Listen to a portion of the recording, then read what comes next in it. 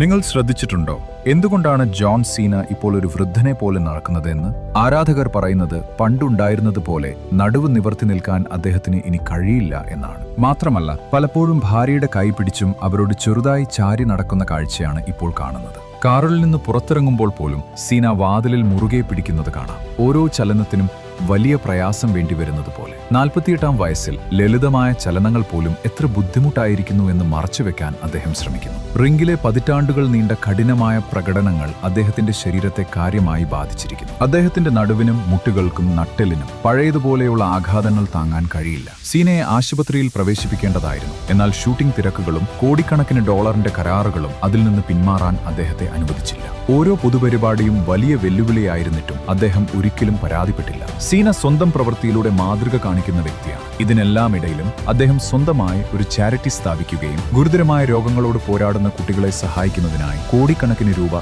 സംഭാവന നൽകുകയും ചെയ്തു. യഥാർത്ഥ ശക്തി എന്നത് അത്ഭുതങ്ങളിൽ വിശ്വസിക്കാതായവർക്ക് പ്രതീക്ഷ നൽകാനുള്ള കഴിവിലാണ് എന്ന് അദ്ദേഹം എപ്പോഴും പറയാറുണ്ട്.